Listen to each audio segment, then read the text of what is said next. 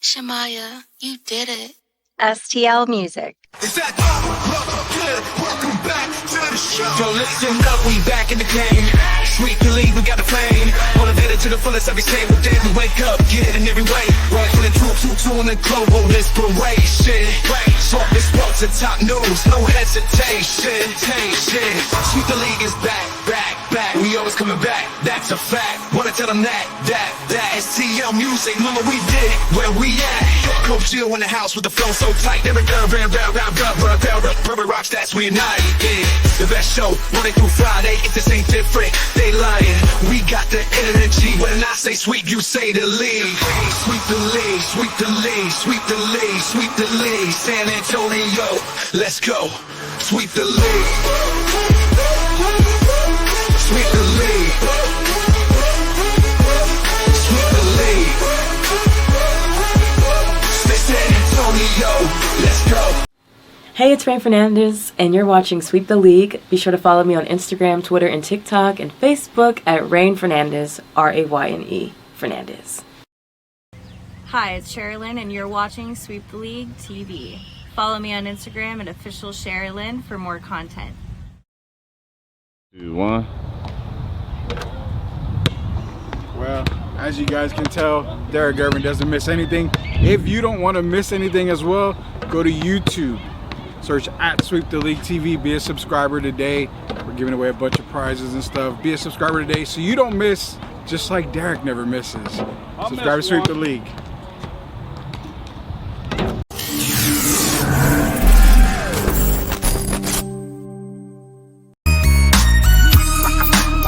Hey, this is George Iceman Gervin, and you're listening to Sweep the League Radio.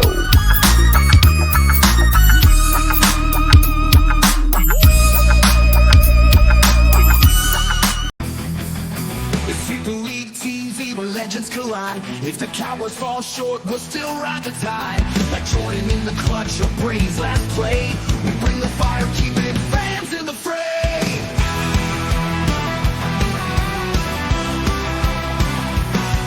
Coach Gio and Rudy calling the shots, with Derek Gervin straight Hall of Fame thoughts. So hit that subscribe, don't sit on the bench. Get in the game, every highlight's intense. The live stream's on till your friends don't delay. Like Kobe in the fourth, we're here to play. Sweep the League TV, where greatness resides. From the pods at the drive, till the Hawks on the rise. We're all in on sports, NBA, CFB, and more for fans. By fans, it's the show you'll adore.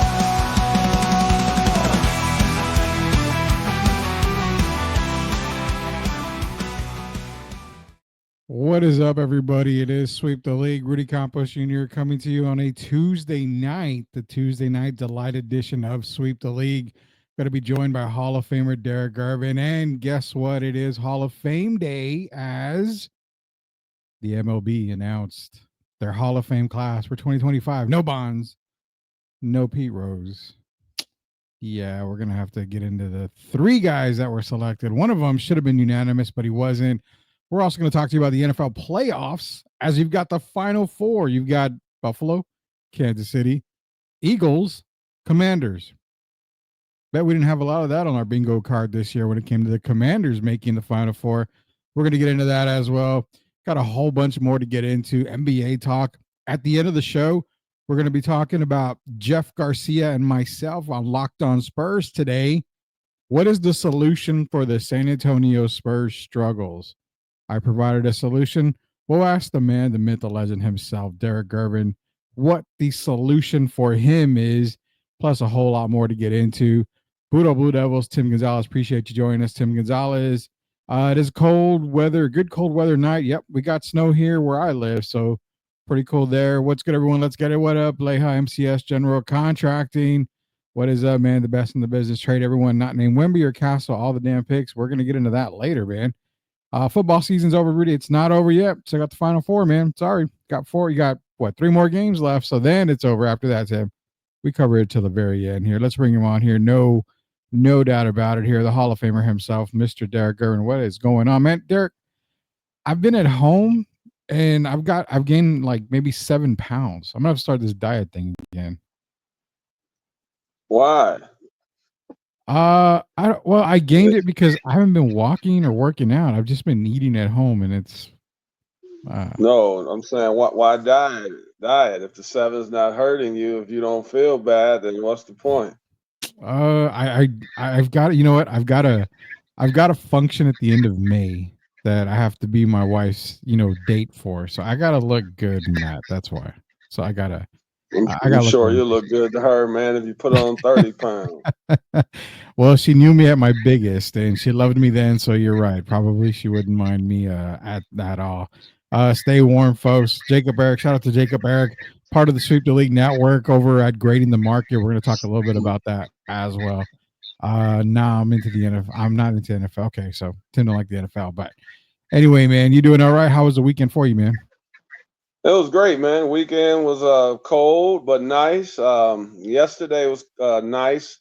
A lot of things were canceled yesterday, but I got a chance to go out and spend a little time and train a young man and his little brother and sister. So that was all good. I got a message last night from the dad about how much the young people have grown accustomed to me, how much they like me. So, of course, that made my night. So it's been great.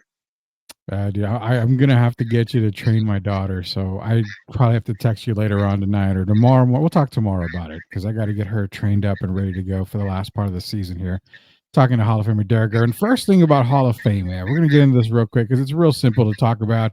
MLB announced the class of 2025 today, and three guys: CC Sabathia, Billy Wagner, and Ichiro Suzuki. Now, Ichiro was not unanimous, which I don't understand. I think there was one person that did not have Ichiro on their ballot.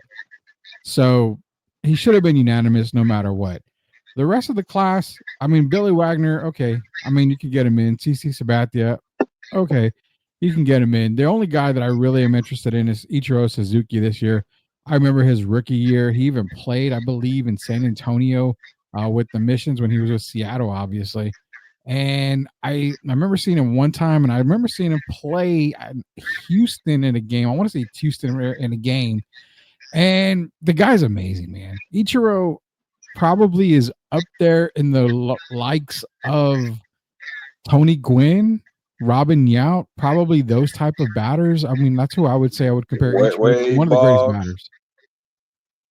Yeah, Wade Wade Boggs. Boggs, Ted Musial. I can go. There's a several. It's only I'll say about 7 or 8 of guys that he belongs in the same. Even at his point, at his apex, Don Mattingly. But it's not a whole lot of guys that did it throughout their career.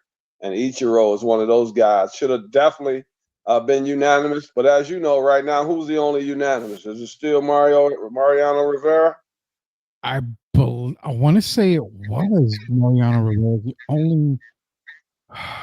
Man, He's the only one. I think so. I think he is the only one, which is crazy. It is super crazy that Mario Rivera is actually, I think, the only one. You are right, man. You're definitely right on that. That's kind of crazy. But the thing with Ichiro is that, and I love what Leha says, Ichiro got robbed of the unanimous election. Find the clown that didn't vote for him. Definitely. You got to find that clown, man. That's crazy. JC, Special League T, is in here. Yo.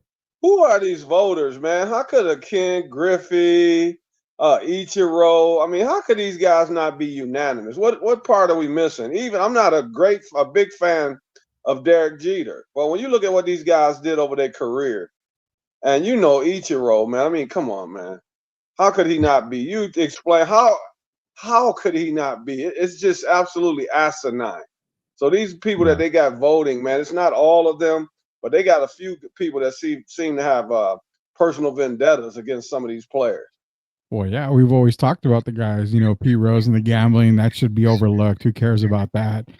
You also talk about Barry Bonds in the steroid era. But then again, Bonds was, killing the league before the whole steroid, supposed steroid thing, at every point in his career.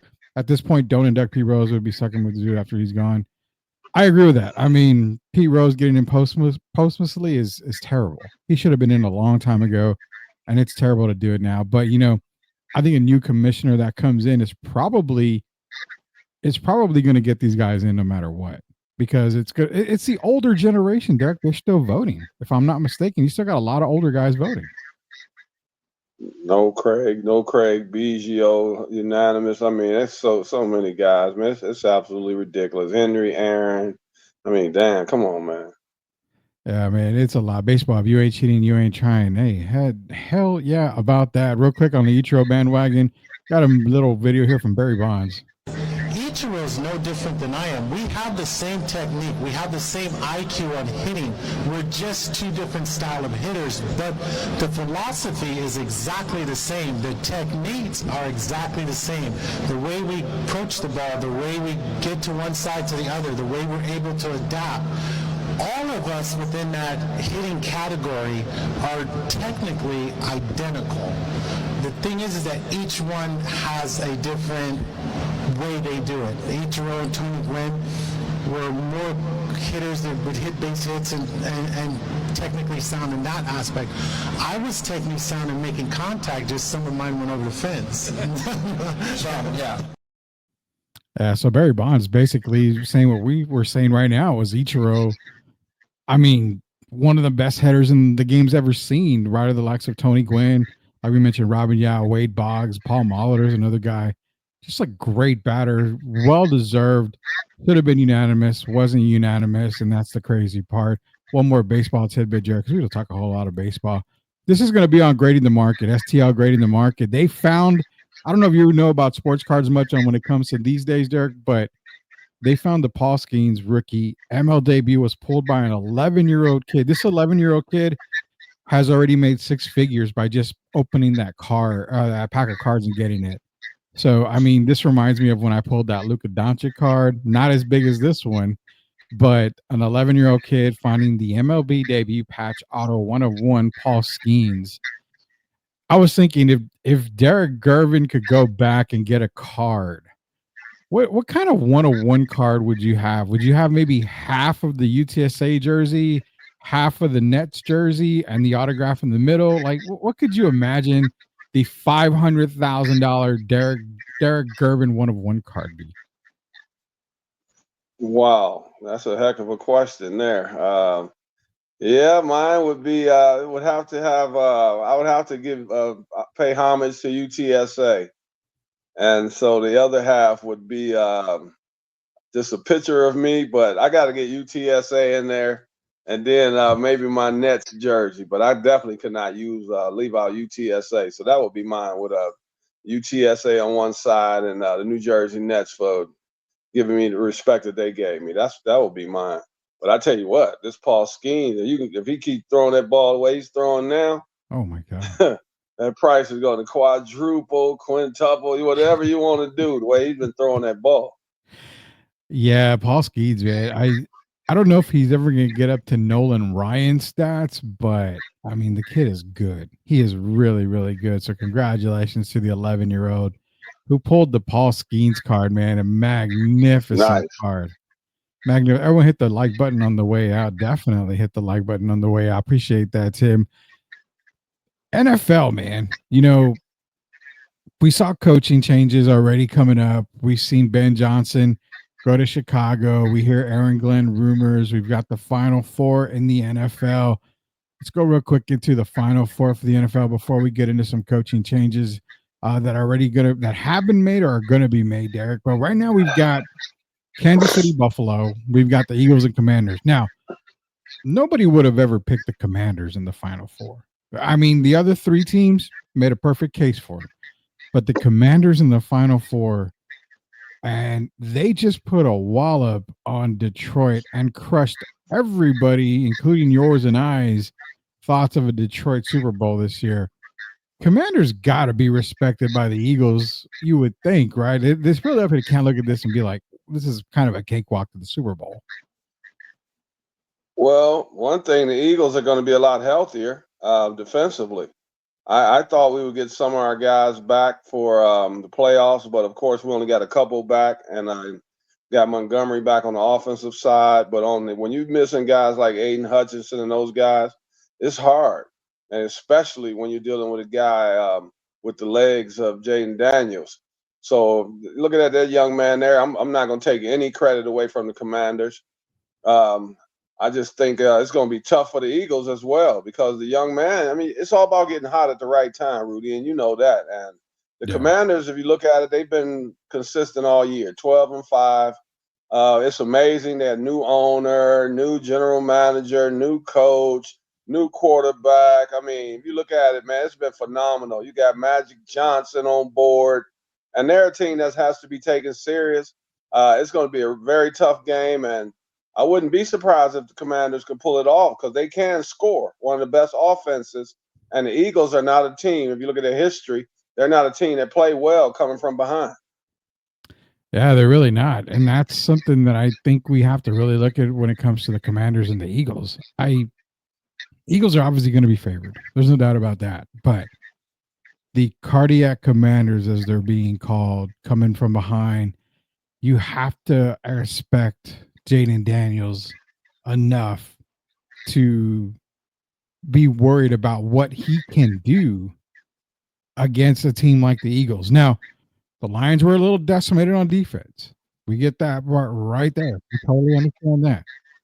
But they beat a tough Bucks team to start the playoff in. They beat obviously the number 1 seed in Detroit.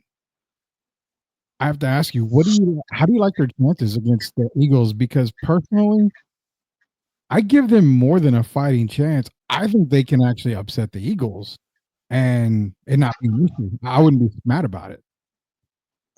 I don't like when people start anointing people as the greatest this and greatest that after you've done something for 1 year. But I have to come out of my comfort zone on this young man. This might be the best rookie breakout that we've seen in, I'll just say, many, many years. How about that? I won't say ever. But right now, when you look at the way the young man has played, and you know it's not a fluke because he was the Heisman Trophy winner just last year. And a lot of people had him go, wish he would have went number 1 to the Bears instead of Caleb Williams. So this is not a fluke, and they're going to be hard to beat. They're clicking on all cylinders right now, and it's going to be tough. Like I said, the Eagles don't have a history. If you get out early on them and make Jalen Hurts more to a passer, that's the best chance for the Commanders to win. So for me, it's a toss-up. Yeah, I agree with Sith here. Shout out to Sith Lord Elias, part of the STL 316 Wrestling Podcast. That comes to you weekly. There'll be another episode dropping. We're going to be covering Raw, SmackDown, get into Saturday Night Main Event, which happens this Saturday, the 25th here in San Antonio. So be sure to go catch San Antonio Main Event, Saturday Night Main Event in San Antonio. Also catch STL 316 with Sith Lord Elias, the Doctor of Style Sith, and myself weekly. He says that the Commanders' air attack is better than the Eagles' run attack. I fully agree. If the Commanders can make Jalen Hurts beat them, I think Commanders have a great chance if they make him try. Because remember, Jalen Hurts got hurt this week. He hurt his knee.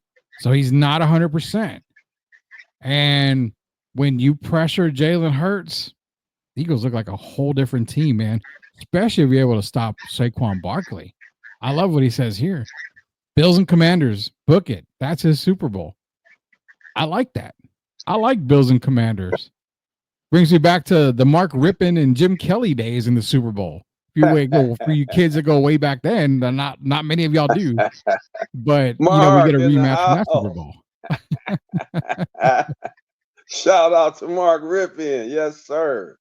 Can you name? Now, I got to ask the question. I mentioned Mark Rippon. I mentioned they were the Redskins back then. They go, there's no way you can name more than one player on Mark Rippon. I said, come on, Mark Rippon. Art Monk is another guy. Art Monk, well, okay.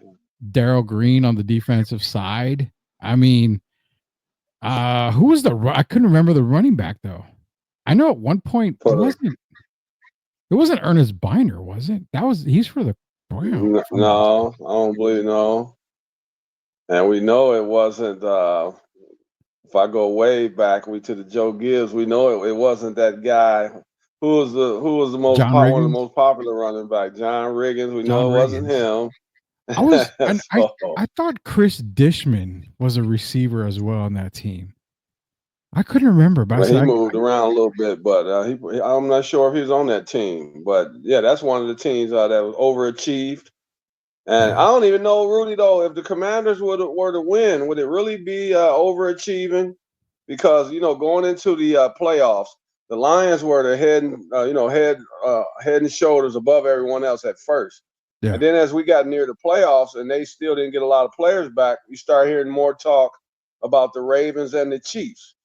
So people were sleeping on the Commanders. But if you look at what this young man has done this season, would it really be a surprise if the Commanders had one more big day in them? I wouldn't be surprised.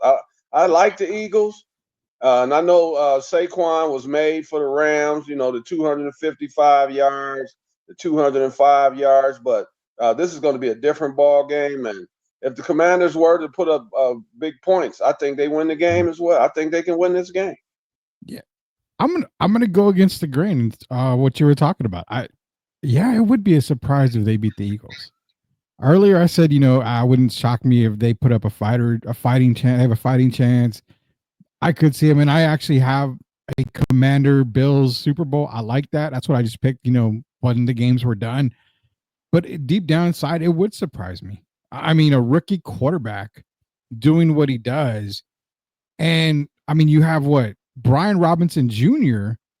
I mean, if it was a contract year for Brian Robinson Jr., highest paid running back in the league probably after this. Then you go Terry McLaurin. 45, man. I mean, that's the thing. I think this Commanders team is overachieving, and they've already got. I mean, they've been paid already. Put it that way. They already got everything that they ever could want in a season to start with Jaden Daniels, and I think it would be a shocker if they beat Philadelphia. But would it be a huge surprise?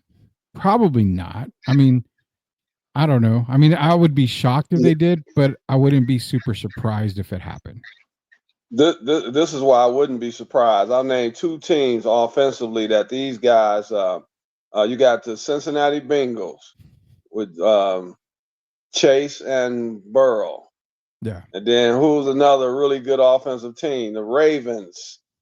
Yeah. Right now, they look like everything that people thought the Ravens were going to be. They don't have the same running back like a Derrick Henry, but when you're putting up points like that, everybody thought when the Ravens got Henry that you outscored them to win. And see, that's what I see with the Commanders. And it's going to be hard to stop that young man, but the only thing I get nervous about is sometimes you just you reach a pinnacle a little too early, and then you come back down to earth, especially a rookie. And that would be the only negative thing. He's played so well. And, most people have a one-off game, kind of like we talked about Oregon. And then that one game, they just crashed. And that's the only thing I worry about with the young man. He's been saluted so much over these last few weeks.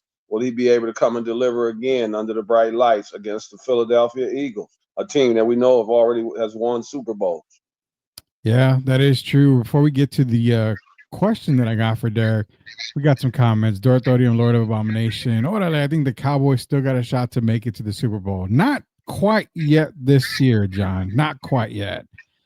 Sid is saying, let's go. He definitely, because we're talking about STL 316. We're going to be previewing Saturday Night Main Event. Leha is LMAO Bills. So, FYI, Leha and the Doctor of Style, Sith Derek, they have a bet. I think Leha took the Chiefs and Sith had the Bills. From last I heard, it was whoever loses has to go through a table or something in wrestling. So hopefully we get that on video, but they do have a bet going on that game. Is he laughing at the Bills' chances? No. I don't think so. I think it's because Sith took the Bills and Leia took the Chiefs. I think that's what I'm going at because they have a little bet going. But I'm looking at the laughing my ass off. Tim Gonzalez. This two teams this year. One of them still alive, and that's the Buffalo Bills. Yeah, neither one of my Super Bowl picks are alive. In fact, one of my teams was over after week 1.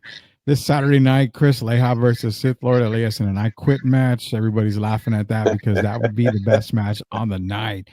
Injured secondary, injured hurts. Commanders going to Super Bowl. And as a Cowboy, it hurts me to say that. Well, wouldn't it hurt you to say Eagles Super Bowl bound?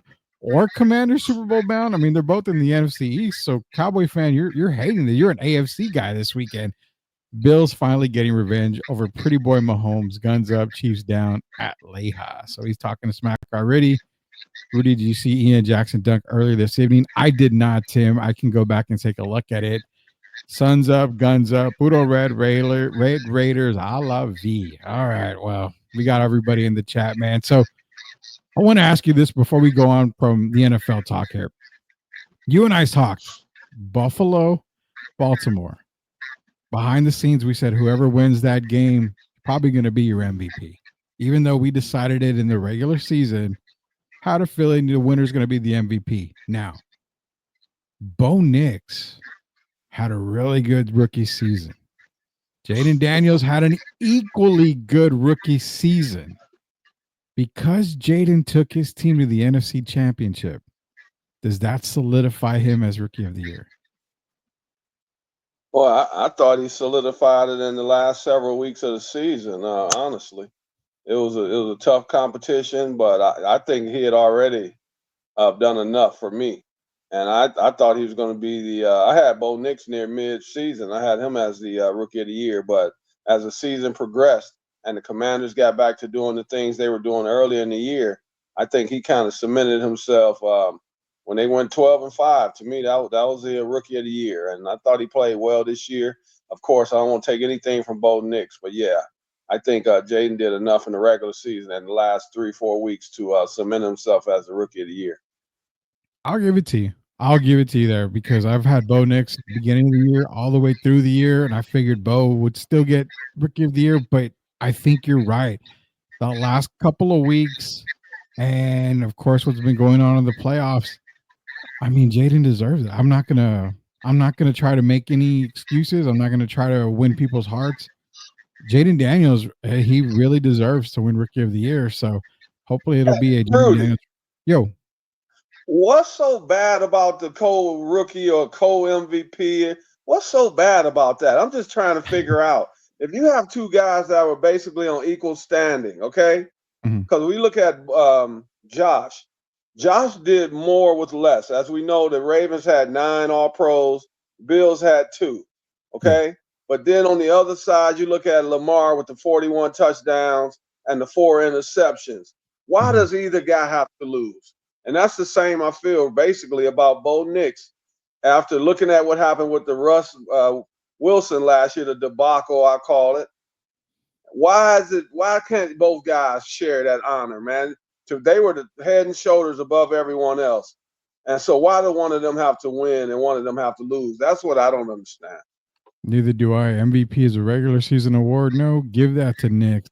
And that's what I'm saying. I don't, in this season alone, I have yet to see a person pull away in either award. I mean, it's always been Nix, Daniels, Nix, Daniels, Nix, Daniels. No one's pulled away. Same thing with Allen and Lamar. Hunter Genty, same thing. Hunter Genty. In the Heisman, we saw the exact same thing. And it came out to be more of a popularity vote in the Heisman. You know, the media pushing, I think, towards Travis Hunter. But in the MVP voting, I am all for co-MVP. I am all for co-rookie of the year, offensive co-rookie of the years. I am 100% for it. I will not fight back on that. All 4 guys deserve their spotlight, and they deserve their shine. There's no doubt about that. Have you ever heard Grant Hill and Jason Kidd complain? Never. Because they both know that they were both deserving. Yeah. And that's what we should go by, not the popularity. Go by what makes sense. Both of those guys were deserving. I don't think either one should lose out. They both had excellent seasons. 100%. They both did. And actually, all 4 of them did. All 4 of them deserve it. I think it'd be a travesty if they didn't give co-rookie of the year and co-MVP out in the NFL this year. Talking to Hall of Famer Derek Irvin. Rudy Campos Jr., before we go to our first commercial break and our only commercial break, which is halftime for us here at Sweep the League TV, we got some coaching changes. Derek, first one here.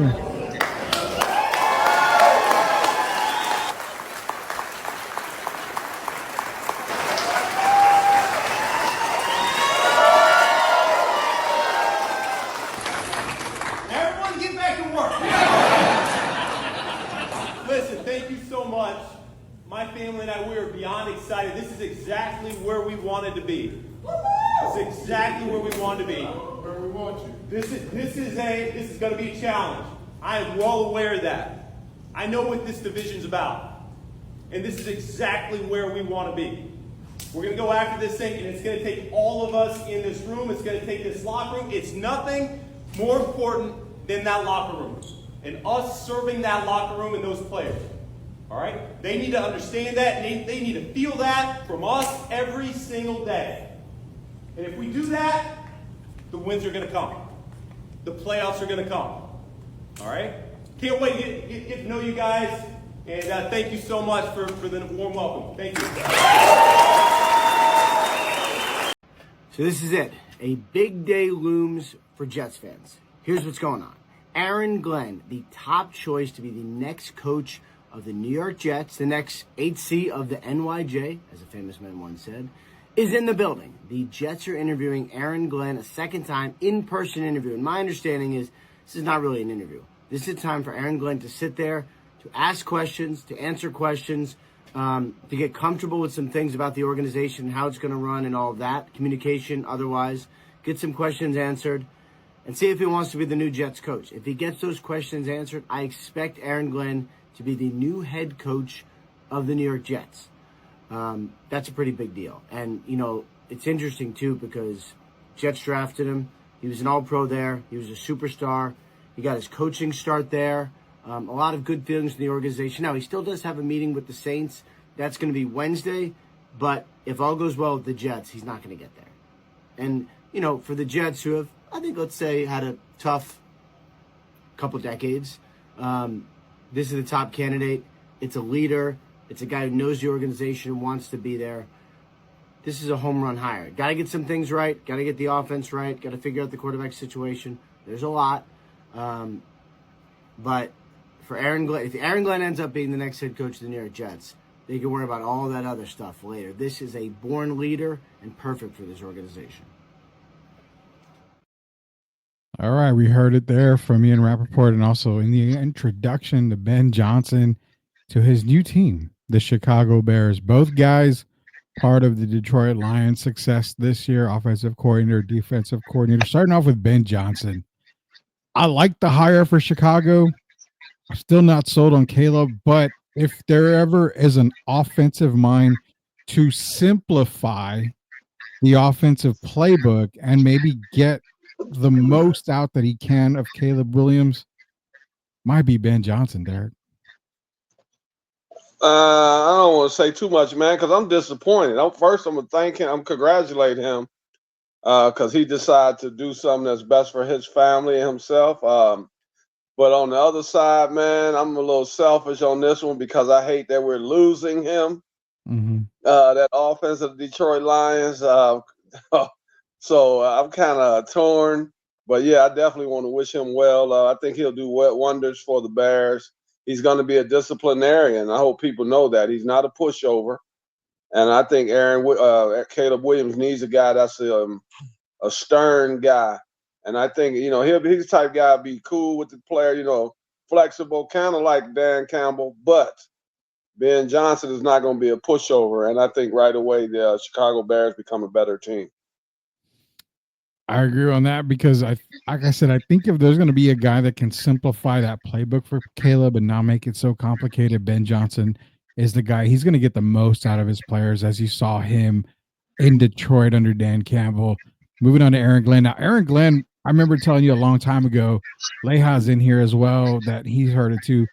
I figured Aaron Glenn was a lock to go to the Saints, which he still has that interview to go to New Orleans. But with the Jets pretty much guaranteeing that job for him if he wants it, what direction would you may want to go? Because the Jets, I mean, you're in New York. You've got a defense that's already there in place. You've got a receiving core that you can work with. You need a quarterback. But then you look at the Saints. The Saints were going to be a good team this year, minus the injuries. So you've already got an established team. You've got an established quarterback in Spencer Rattler. Honestly, the sexy job is New York, but the smart job is New Orleans. Early in the day, I had heard he had accepted that job, but I've heard about the interview tomorrow.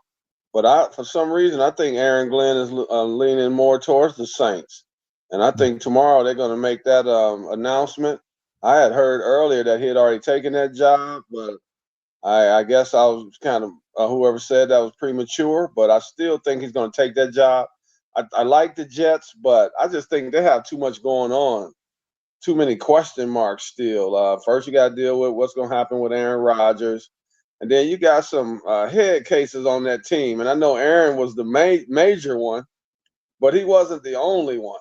And they just a team I call in flux right now. You don't know what's going on. So for me, if you look at the beginning of the season, how the Saints were playing, they were one of the teams looked like they were going to be in contention for the Super Bowl. So you get those guys healthy, I would say the Saints would be the better option. You know, I'm gonna say what I did say, and I like the fact that I'm gonna stick with Aaron Glenn to the Saints because, like we said, it's the smart job, the smart move. Now, what happens if he if he goes to the Jets? I totally understand it. It's the sexy move. It's New York City. It's where he played. He was a dominant player for New York. Let me know what you think of this. If Aaron Glenn turns down the Jets, goes to the Saints, Mike McCarthy to the Jets.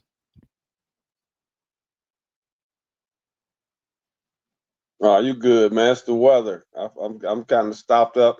I was out in the snow yesterday. I'm gonna have to take a Sudafed when I get off the air. What do you think of Mike McCarthy to the Jets?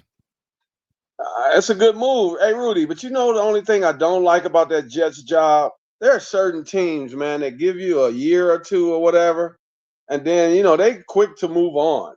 And I'm thinking about Aaron Glenn. If you succeed in New Orleans, man, you never have to buy another meal in your life.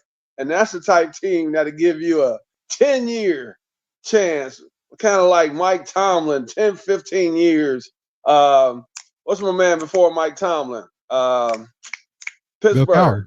Bill Cowher. Yeah, Bill Cowher. See, one of those type teams. If you win in New Orleans, Sean Payton.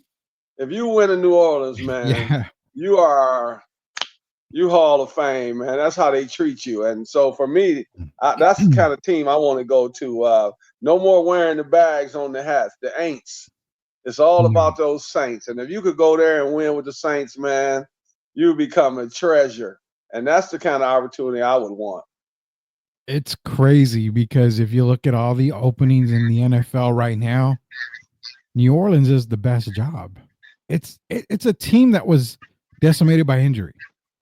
They had a lot of injuries. That's the best job. You have a good 1-2 quarterback, and actually 3 if you had Carr, but Rattler, Hayner, and Carr. You got the quarterbacks established. Alvin Kamara, you may want to go get in a deep running back class. You can go get a running back this year in the draft. You've got a receiver. You've actually got a few good receivers. Hell, you got some really good receivers in New Orleans. You've got I think it's Juwan Johnson and Taysom Hill at the tight end position. Your offensive line is very workable. They just got injured. They had the injury bug. You can maybe set up the defense a little bit better.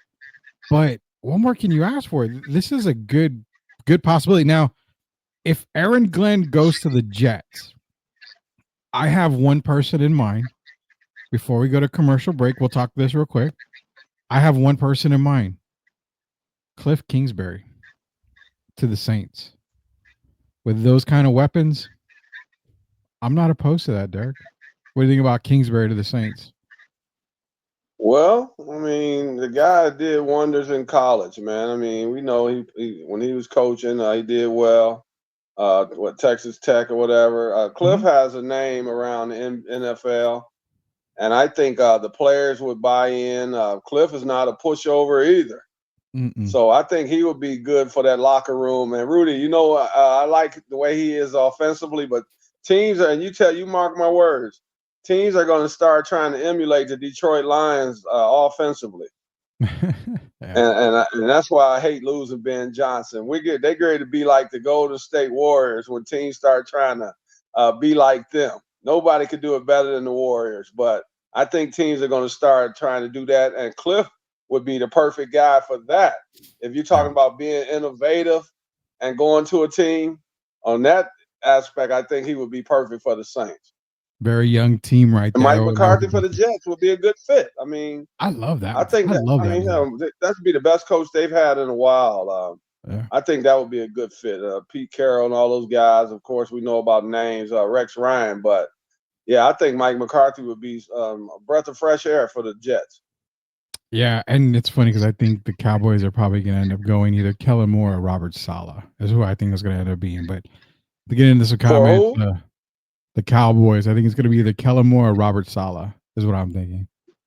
Kellen, well, I don't know about I do Saleh. not like Kellen Moore. I think I can see Kellen Moore. I can see that. Yeah. It's Jason Garrett 2.0, man. It's not going to do anything at all for the Cowboys. Josh Allen doesn't sell the same as Lamar Jackson. Tim Gonzalez is trolling me bad. I don't know. We'll see if we can get Sith to comment more on that. Josh, Wake Forest is up on the Tar Heels. Thank you for that. Leha saying the Saints are going to do something stupid. I can already see it. He also says, Derek, he hopes you're right about Aaron Glenn being the next Saints head coach. I hope he is a Saints head coach. And he says, Cliff, I don't know, man. It's kind of shaky. So he's not on the Cliff Kingsbury bandwagon right now. When we get back from the commercial break, we're going to talk some NBA hoops. We're going to make a mention of that team in Ohio for winning and why we thought Ryan Day was not supposed to be there, but now he just secured his job. Also, Spurs talk. I was on Locked On Spurs, and we're going to kind of go over those solutions. And one last thing before we go at the end of the night in the second half of the show, I want to see if Derek can give me his top 5 actors, as we talked about earlier on the phone. That's the impossible part. Who are your top 5 actors? In fact, who are the top 5 greatest actors of all time? Get your picks in the chat. We'll be back. It's Hall of Famer Derek Gervin and Rudy Campos Jr.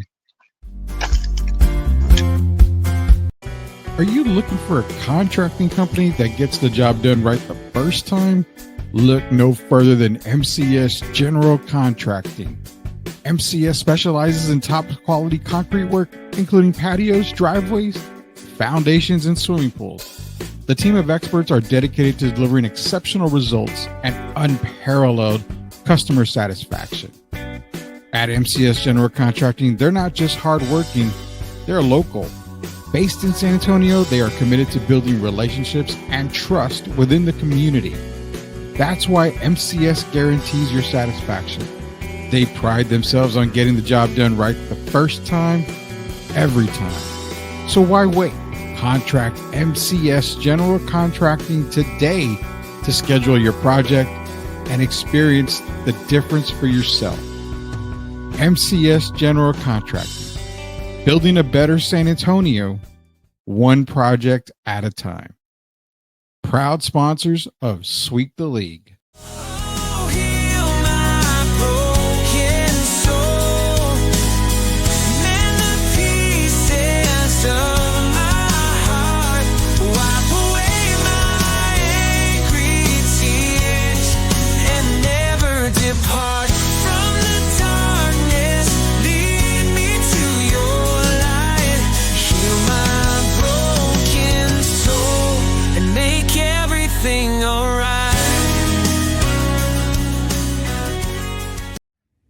You are watching Sweep the League TV. Make sure you subscribe and catch our new videos. Sweep the League TV with Rudy, Derek, and Coach Gia.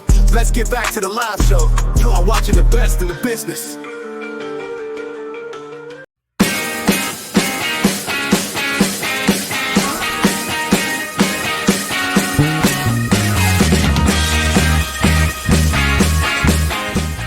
The 2025 College Football National Champion, Coach Ryan Day, and the Ohio State Buckeyes.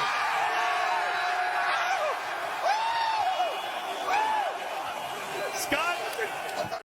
All right, welcome back to Sweep the League TV. Hall of Famer Derek Gervin, Rudy Campos Jr., Derek, being a Michigan guy, he did not like that at all. But the 2025 National Championship, CFP National Championship, Ohio State Buckeyes, not only did they run through the bracket and they dominated through the bracket, but they saved Coach Ryan Day's job because that guy was on the hot. And I don't care what, any analyst on ESPN or anybody says, that guy's job was on the hot seat. And they made sure that that seat cooled off by winning the 2025 National Championship, Derek. I'm going to give them credit. First, I'm going to say congratulations. As you know, I don't like it because I'm a Michigan guy. Yeah. But we had our time last year. And Ohio State was, Ryan Day was on the hot seat after losing to Michigan 4 years in a row. And so basically his job was on the line. He had to win the championship. I don't think getting to the championship would have been enough. And then he had the extra pressure of them going into the tournament as the favorites, even over the Longhorns and these other Oregon and those teams. So for those guys to come around at the right time and continue to buy in, I thought it was fantastic. But the part I'm not upset about, put some more respect on the Big Ten. Yeah. And so that part on that, I have to give them credit for that. And congratulations, Ohio State. You earned it. You're the best team this year. You are the CFP champions. And I can't take that away from them. They were clearly the best team in the CFP, without a doubt, head and shoulder.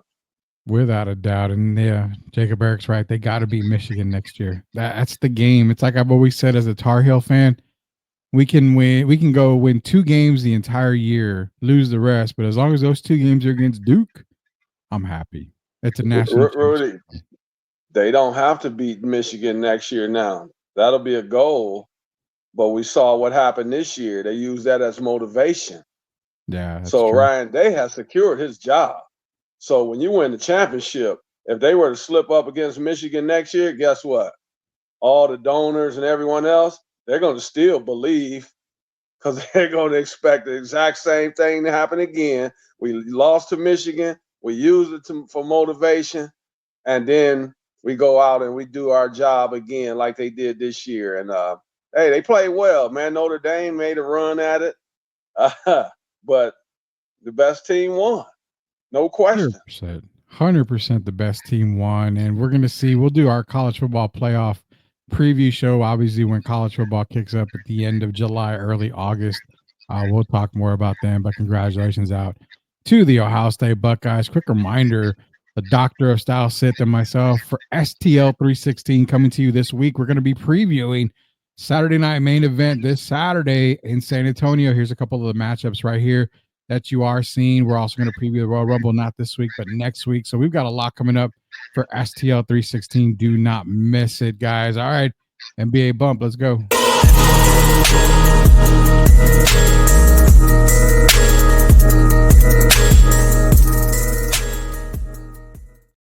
All right, Derek. So NBA bump. We're going to talk some San Antonio Spurs here in a little bit. Then we're going to get into our top 5 all-time actors on our spotlight segment. But NBA bump, man. Karl Malone, Kevin McHale, Tim Duncan, Rasheed Wallace. Kobe's the GOAT, right? Outside of GOAT status, Rasheed Wallace, arguably the second greatest power forward to ever play the game. He was better than Barkley, just as good as, if not better than Garnett. Maybe a step behind Tim Duncan, but I'm not even sure about that. I believe Rasheed Wallace may have been the greatest power forward of all time. He was putting up Shaq numbers against Shaq, unguardable, one of the only power forwards with a 3. Look at Rasheed Wallace's game. He had no weaknesses. But Rasheed Wallace, like Allen Iverson, they were not company men. They don't dance to nobody's tune but their own. That's the problem with Jaylen Brown. If you remember Grant Hill in the first couple years in the NBA. The injuries, he was a beast, man. He was a beast. Grant Hill was going to be the GOAT until he got injured. Before Mike, behind, and before Kobe had his ankle never got messed up.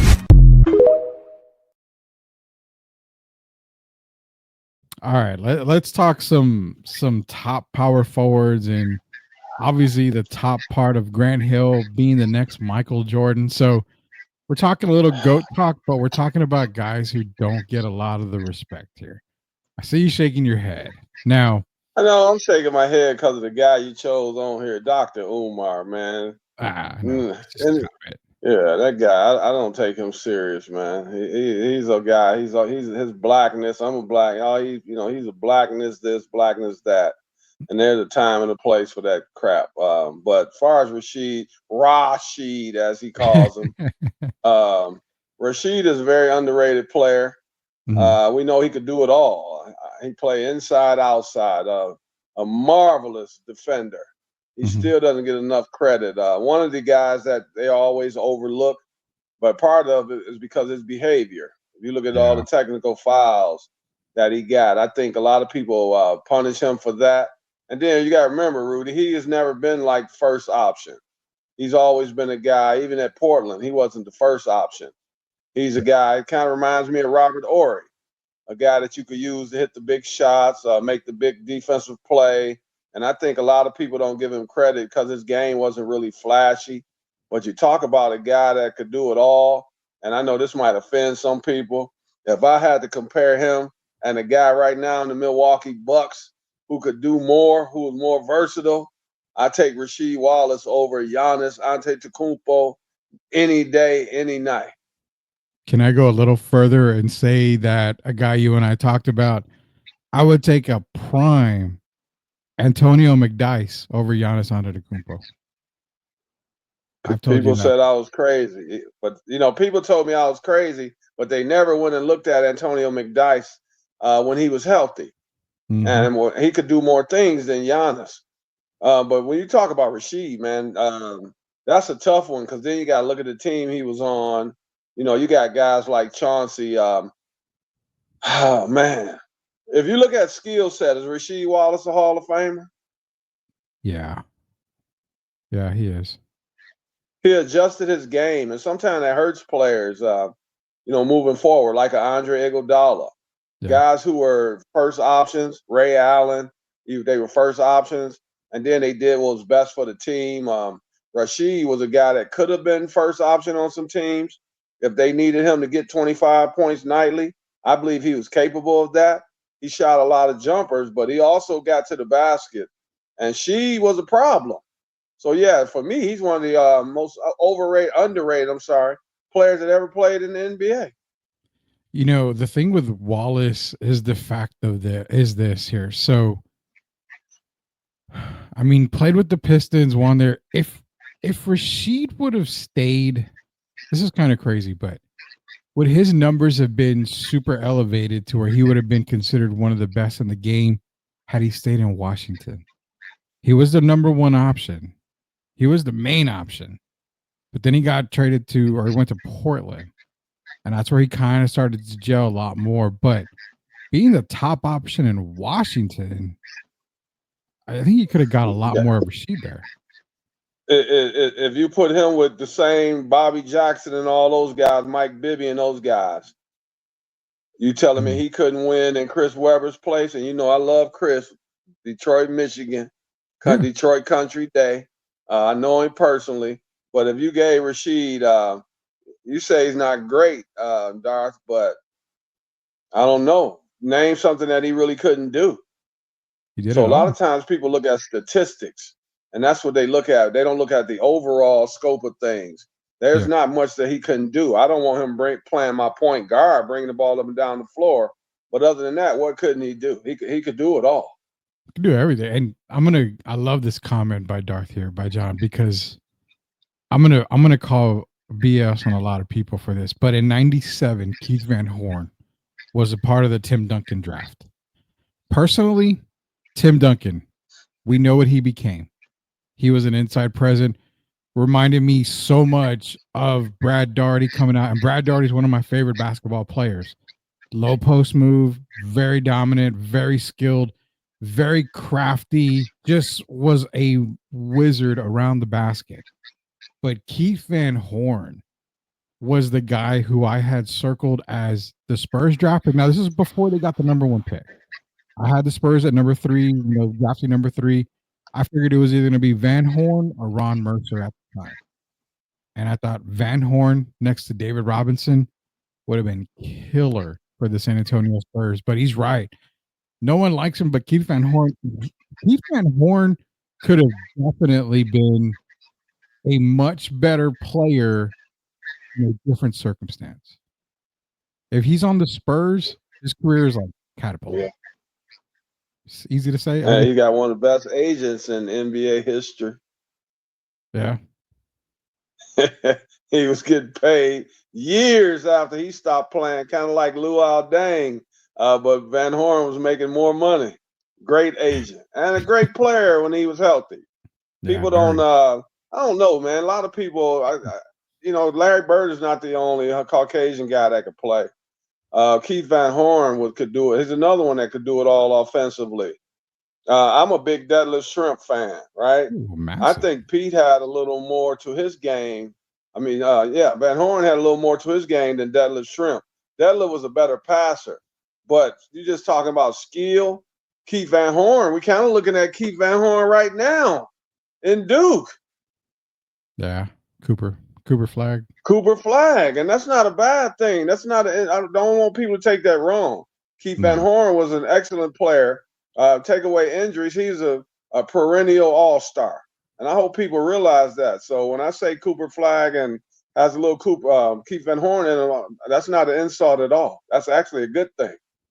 Yeah, that's not an insult at all. Leha's back. He says they will die on this hill. Timothy Theodore Duncan is the greatest basketball player of all time. I probably won't ever argue that fact because I could definitely put Tim way the hell up there. Personally, I have Jordan and Jabbar 1A, 1B. You can decide who you want. That's my own thing. But I mean, hell, people got pissed off on Twitter when they said, do you agree with Michael, Jabbar, and LeBron as the top 3 players in NBA history? I said I disagree completely. LeBron doesn't even make my top 5. I don't even know if he makes my top 7. To be honest, I mean, he doesn't make top 7, but you know where I've got it, top number 5. 8. Yeah, you got him at 8, but I mean, Tim Duncan's in my top 5. There's no doubt about that. I got Tim number 6, but you can't. Only reason I have Tim 6 is because I put Bill Russell in there. I didn't want to disrespect Bill. I know he played in the era where they weren't a whole lot of teams, but to be going against Wilt Chamberlain and Walt Bellamy and those guys, he held his own. He more than held his own, and the guy averaged 20 rebounds a game over his career. So I wanted to give him the due that he deserved. But if I talked about it last night, so it's funny you bring it up. And I talked to a friend last night, and I was like, man, let me see. Because I got Jabbar and Mike, of course. Yeah. And then I got Wilt Chamberlain at 3. I had Bill Russell 4, Magic 5, and Duncan 6. I've been thinking about switching Duncan and Bill Russell around and making Tim 4, then Magic, and then Bill Russell. So that's my list. And of course, I got Bird, and then I got LeBron. Yeah, because I've got Bird way above LeBron. I mean, LeBron doesn't really fit in my top 5 at all anywhere. I don't know. It's just he just doesn't fit in there at all. 100%. Dark is in here. Says the greatest list is Jordan, Bird, and Magic. I mean, I won't argue that either. All 3 guys are, legends of the game. They're growths of the game, in my opinion. Duncan never missed a playoffs, played in finals in 3 different decades. I mean, the accolades are there. The accomplishments are there. Never missed the playoffs, 50 win seasons, 20 plus consecutive years in the playoffs. I mean, the accolades are there. And you can't say, well, Jordan missed the playoffs in one of his years in his career. I mean, that has happened. Then you go other rounds, Jabbar, yada yada. But I mean, you can make so many cases for so many players that you and I have agreed that when you come to me, as long as you don't say, well, I'm going to tell you this right now, Bill Cartwright is probably the greatest player of all time, then we got a problem, because then I'm going to argue all the facts. I'm going to argue everything. But if you come to me, what's that? It's funny the stuff you say. The man above is funny. As you know, I did a show in France a few days ago, right? Yeah. So yesterday, the guy was telling me that he wanted me to get Dr. J and George and these guys like Alvin Robertson, Derek Coleman. And guess the name that he gave me that he would give me his email. This is just yesterday. Bill Cartwright. Oh, my God. So it's funny you bring him up, but one day later. Oh wow. Yeah, and I just threw his name out there, man. That's how you and I think alike, man. That's why we're good friends and all, man. We're family on this stuff here. But I won't ever argue the fact that, oh man, Derek Irvin, Rudy Campos Jr. We're gonna talk a little bit before Spurs here, before we move on to our last topic, which is gonna be the top actors. So Derek, I was put on the hot seat, man. And when you gotta calm down. So basically, I was asked to get some solutions for the struggling San Antonio Spurs. Obviously, on a 3-game losing streak. They're in Paris, play the Indiana Pacers in back-to-back games in Paris. So a little bit of home cooking for Wemby. But I did mention Wemby's points going from 28 points a game down to 17 the last 5 games. Kind of struggling, shooting, below shooting percentage. Shooting percentages down in the 3-point range. Still averages about 10, 11 boards a game. But the biggest solution for me was when the numbers are right and when the numbers are Paul, Castle, Champagny, Wemby, Barnes, when that lineup on paper and all the numbers has worked and gets you to a fast start, gets you quick out the gate, you've got wins with that lineup, and now you start to see Devin come back in the starting 5. You see Champagny go to the bench. You see Sohan come up. He gets back in starting 5. My biggest solution was you've got to go back to what works. That lineup worked. Devin is a grown man. Accept the fact that, you know what, the second unit is a lot stronger with Devin, Sohan, and Keldon. I like that idea. If you had a quick solution for the Spurs, what do you have? Quick solution. Trade deadline February 6th. Quick solution. You find a way to make it happen where you go get Kevin Durant and De'Aaron Fox. That's my quick solution, and quick as it can get. Kevin Durant and De'Aaron Fox. And that way it takes a lot of pressure off Wemby. I think right now Wemby is not really a first option. I think he's more of a second option right now. And Kevin Durant is a guy you can put the ball in his hands right now. And I think that would make help Wemby's game, take a lot of pressure off him. And of course, you bring in De'Aaron Fox.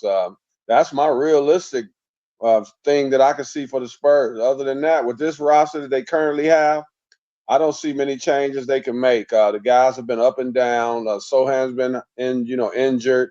Devin's been in and out of the lineup with injuries, and I don't know. And Mitch Johnson has been having trouble making adjustments lately. He's learned what it's like to be an NBA coach, how hard it's been for Pop. Now he knows it's not that easy. And with this roster, I don't see many changes they can make, man. You got guys just been banged up. And if you look at the roster from top to bottom, Rudy is really not the most talented roster. No, and it's funny you mentioned Mitch Johnson because one of the questions that was posed is why do they come out of the second half really lackluster? The last 3 games, I mean, they've been outscored by almost 20 points in that third quarter. And it's exactly what I said with Mitch Johnson. I said, are we really pointing the fingers at the players? Because I can point to it at Mitch Johnson. You're not making any adjustments coming out of the locker room. Coach Spoelstra, one of the best coaches in the league in NBA history, in my opinion, comes out of the locker room and they go up, 43-20 in the third quarter? Like that, they outscore the Spurs by 23 points. It's the adjustments that the coaching staff makes coming out of the locker room. And I feel that Mitch, as good of a coach as he is, and no disrespect to Mitch at all, but that is his biggest weakness. It's the adjustments that you make on the fly. Got Brett Brown, you've got other coaches alongside you, but again, you've got to make these adjustments. There's certain times where you go on a run, you got some timeouts. You may want to stop the run, stop the bleeding a little bit. You have some adjustments. Hey, you know what? This lineup doesn't work. Let me fix this lineup. Let me try this. It seems like he wants to go with what he's comfortable with and doesn't want to step outside the box. Coaches hit a wall as well, Rudy. It's not just the players. Coaches hit walls as well, especially when they're inexperienced coach. And that's what he's going through right now. Other teams are coming at them harder because we're in the second half of the season now, and teams are jockeying for position. As you know, from basically from 3 to 14 right now in the Western Conference. Yeah. Things can change daily. Yeah. So when you got that on, teams are bringing, they coming out firing now. And then Victor's shooting still, for me, too many jump shots. Yeah. A few weeks ago, he was going down around the basket a lot more. And so, he's back to shooting a lot of threes, and the other guys haven't really stepped up. Chris Paul has not been scoring like we're accustomed to him scoring in the past, but that's not why he was brought in. But Harrison Barnes has been inconsistent. Devin's been inconsistent.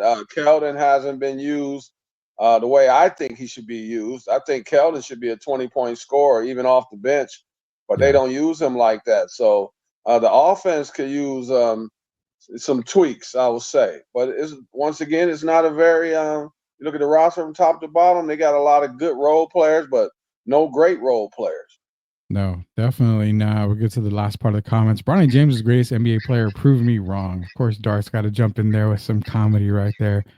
You're getting Leha excited. KD and Fox trade all the picks. Now, we've been calling the De'Aaron Fox San Antonio. That we're calling that happening. If not during the trade deadline, or it's going to be in the offseason. But the idea of KD and Fox is very, very possible. Spurs have everything in their back pocket to make that kind of deal, to get both players. They've got the contracts out of work. They've got the draft picks that those teams are going to want. So it could, outside possibility is slim, but you're telling me there's a chance, basically. There's a chance for everything. RC said Pop will be coming back. He should retire, but, who knows? Pop will retire on his own time. If he wants to coach, they're going to allow him to coach right there. What's the Spurs need to do is take Paul out for rest. Wemby and Paul agree together, but Paul is working tired. It does seem like Paul's getting a little bit more frustrated with the Spurs and the losing at this fact of the matter. He's old, man. I mean, if we know that when Golden State let him go. I love CP3, but he's old now, and don't expect 82 games of a fresh Chris Paul. Well, and that's the reason why I was saying, people were so excited about Chris Paul coming to San Antonio. Yeah, he helps. But if the Spurs aren't going to contend or win, he doesn't want to be here. He wants to go to a championship team. He wants to go to a contending team. And that's why the contract was perfect. It's a small contract. It can be moved.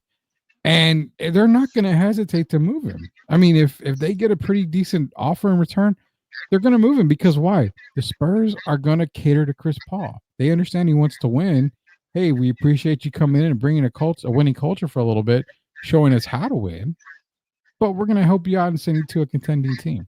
Not a bad thing, man. But you're right. I mean, he's on the back part of his career. What does he have? What, maybe like 2-3 years? Maybe, do you think? No, I don't even think he has that much left. I think I think he has one more season maximum. And I don't even and even then that means he would have to accept, kind of like Westbrook was coming off the bench. Chris Paul will be at that point after this. This is his last year as a starter in the NBA, and I really believe that. And I think he has one more year. I think he has too much pride. We know he's a very good friend of LeBron's, and those guys used to hang out and all that on the yachts and all that other stuff. I think he's a very prideful guy. And I think next year, for me, it'd be the last year for Chris Paul.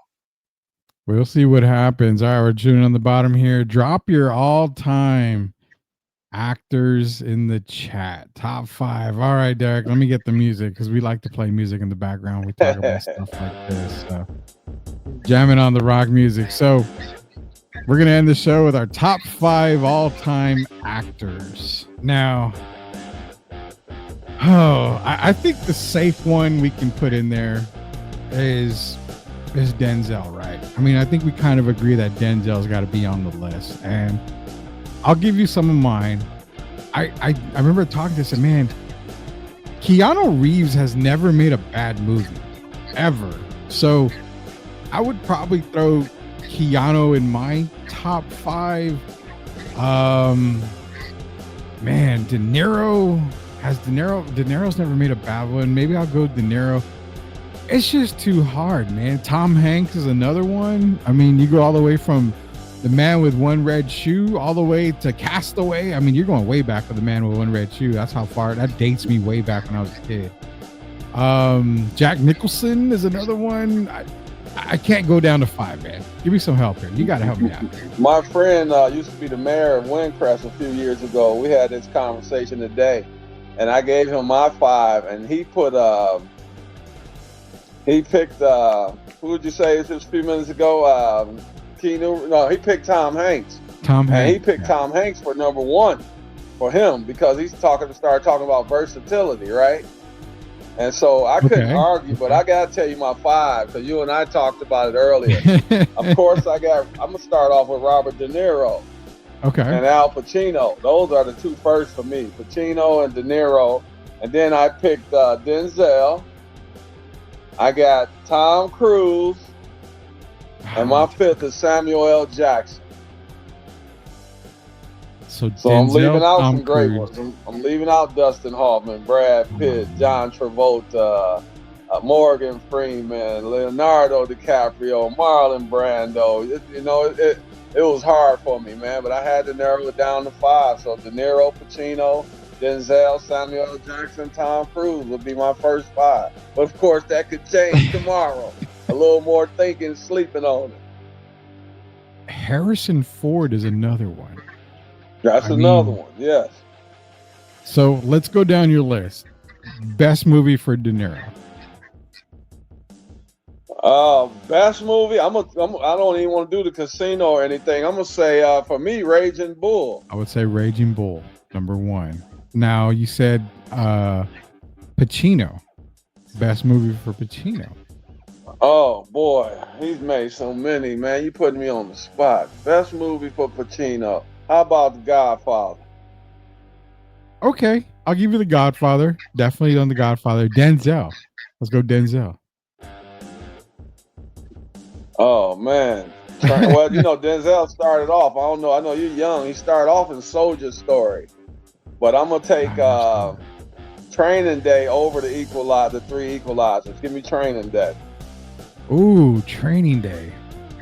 Can I make a case for Philadelphia? He's made so many great ones. I'm saying, you can make a case for Philadelphia. You can make a case for Malcolm X. You can make a case for this one. You can make a case. Yeah, he's made so many. Forgot about Malcolm X. Before we go on, it's Darth is in here. It says Marlon Brando, Elizabeth Taylor, Jimmy Stewart, Al Pacino, Jodie Foster. So he's going with a couple of women in that. I was just naming the guys, and I should have been more specific, but I can't argue with Jodie Foster, Elizabeth Taylor either. So no, and even Brando. I mean, jeez, like Marlon Brando. See, I had to throw him in there, and I'm old school too. So you got 2 guys by the name of James Cagney and Humphrey Bogart. So it's so many that were great. Jimmy Stewart. I mean, I could go back, but to narrow it down to 5 was so difficult. And to leave out of Tom Hanks and guys like that, it was amazing. And Samuel Jackson, I can go to White Man Can't Jump, Reasonable Doubt. He made a whole bunch of them as well. You also made, who were your other 2? We got Pacino, De Niro, Denzel. Who were the last 2? Tom Cruise, Mr. Jack Reacher, Tom Cruise. So what would be Tom Cruise's best for you? His best. That's a tough one. What's the one with him and Cuba Gooding? Oh God! When he's the agent. Not Mission Impossible, is it? No, the football movie with him and Cuba Gooding. Cuba Gooding is the wide receiver. Jerry Maguire. Jerry Maguire, yeah, because that one he showed his range. He could do something. Yeah, he can play that. He can play Jack Reacher. He played in the one with Jamie Foxx when he's a hitman. A very versatile guy. And that's why I got Cruise in there. But these are the people I would want to see. If I just pulled up movies like I do all the time, very rare to not think about Tom Cruise when I pull up movies. And so I hate to leave out these guys, the Brad Pitts and all these guys, but I can only pick 5. Would Tom Cruise's, would Days of Thunder be one of his worst movies? Yeah, for me, that's one, and that's still not a bad one. No, it's not a bad one. Yeah, it's not. The ladies today, who's still a heartthrob? If you got Leonardo DiCaprio, the ladies love him, right? Yeah. But when Tom Cruise walks in, it's like Michael Jordan just walked in. DiCaprio's LeBron, and Tom Cruise is Michael Jordan. I'll give you that. Who was your last one that you said? It wasn't Tom Hanks, was it? No. No, I got De Niro, Pacino, Denzel. I covered my 5. Samuel L. Jackson and Tom Cruise. Okay, so what was Samuel L. Jackson's top? For me, it'll be an Unreasonable Doubt is one of them. I don't even know if you've seen that one. Sounds familiar, but I probably haven't seen it. I'd have to see it. And he was Gator and White Men Can't Jump. Yeah, he was. So, but he's another one. What's the one with him and Travolta?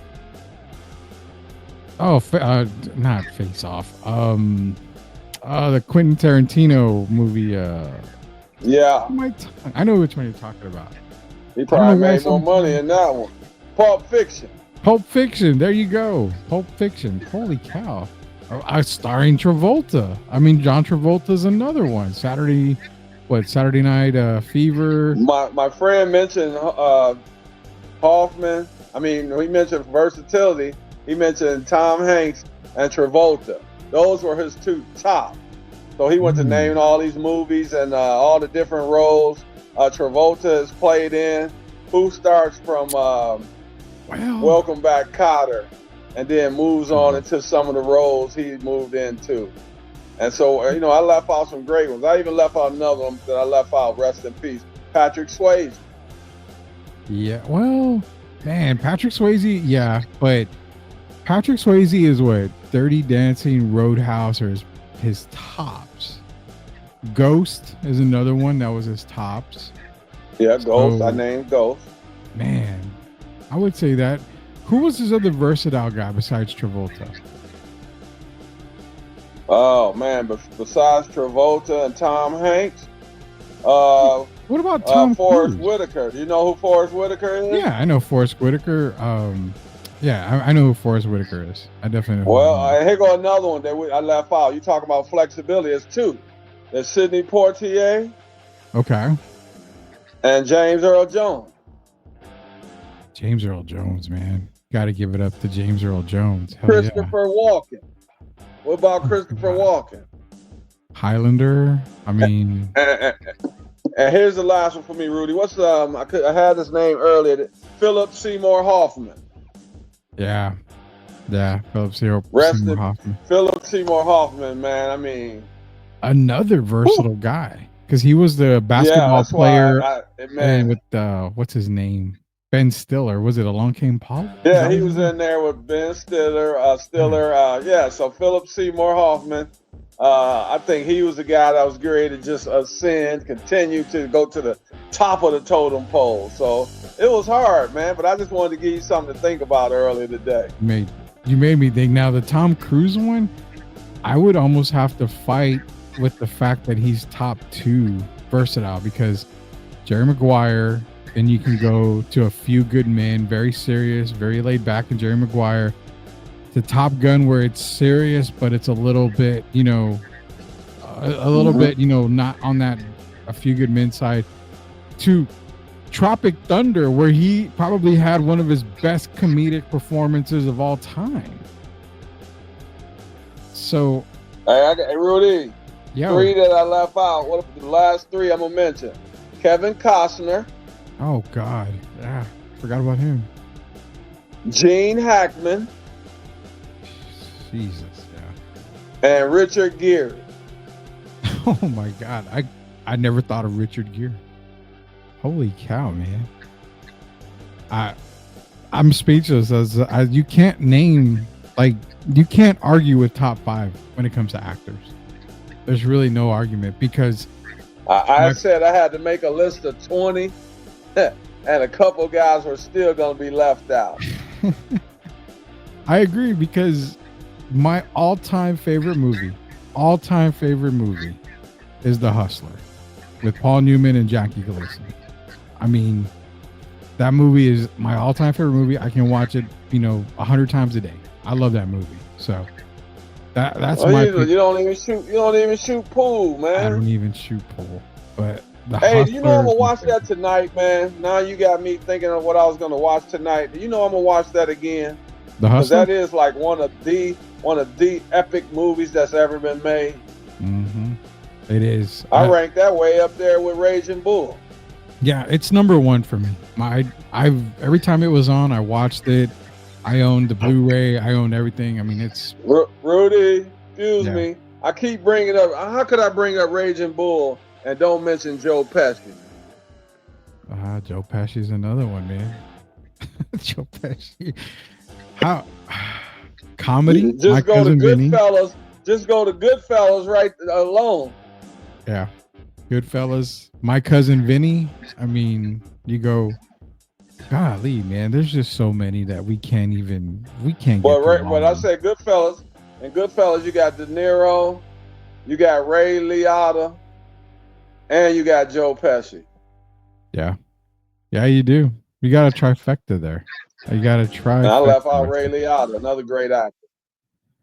Yeah, I don't think Ray Liotta would get a whole lot of love in the top part of the actor's part, but I mean, think about it. I guess his only big thing was Goodfellas, if you think about it. I mean, he was in a lot of other things, but I think Goodfellas was kind of what made him when it comes to Ray Liotta. But I don't know, man.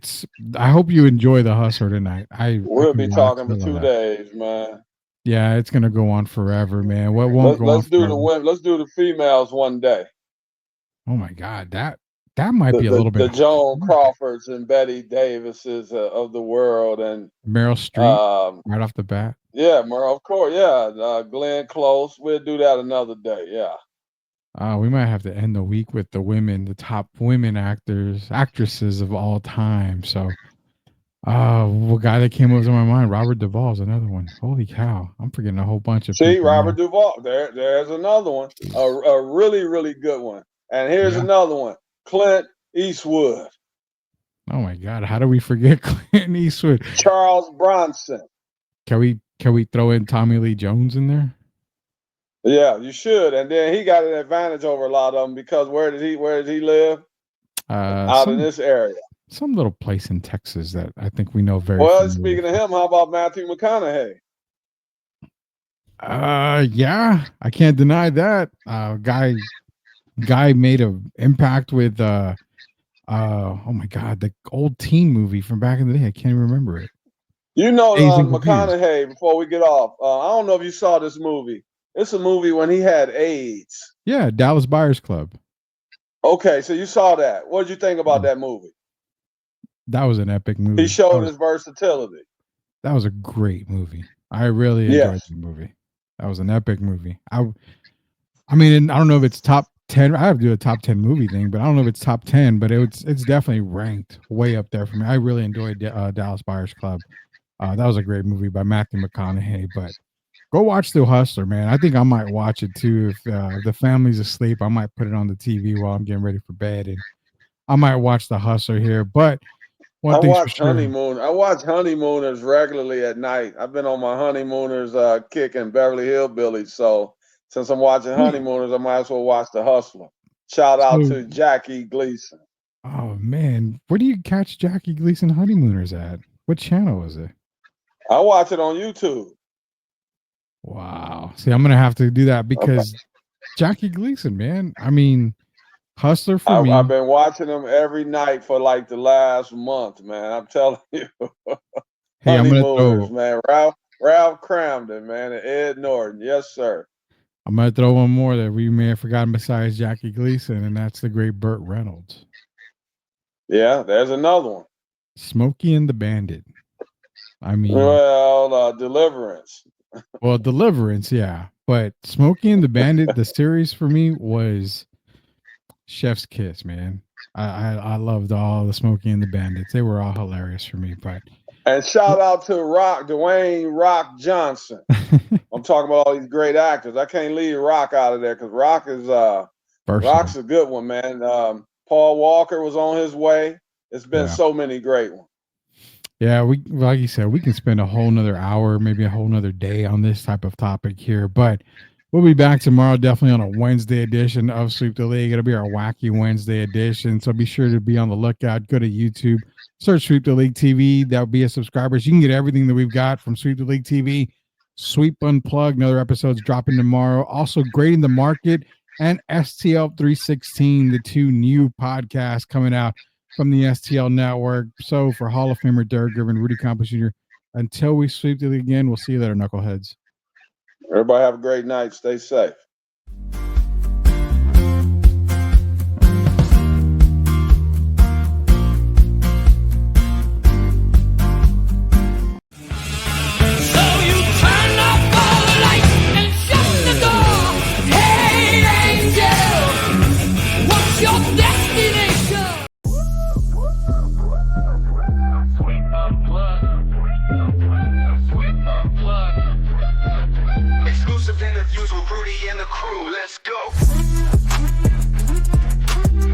Are you a hockey fan looking for the latest on the Edmonton Oilers, Pittsburgh Penguins, and NHL news of the week?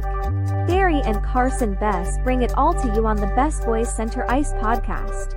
They break down games, provide insider updates, and keep you up to speed every week. Don't miss out. Subscribe now and join their hockey family. Wimby breaks NBA record, man. He ain't done yet. This guy is from out of this world. He's gotta be an alien. What is going on? Oh my goodness, this guy is really gonna be special. Ain't nothing to it. Wimby still lit. Wimby still lit. Wimby still lit. We got dreams, hit the fast lane. Took the stairs, real pain, no fear. We steady making it clear. I'm the captain, nice to meet you, but I make chess moves, no snooze. Bless you, we turning the impossible to possible. Doing what we do, call me Wemby alien. Flow too quick, you can't see me, just saying. The only thing that is your season, come see me.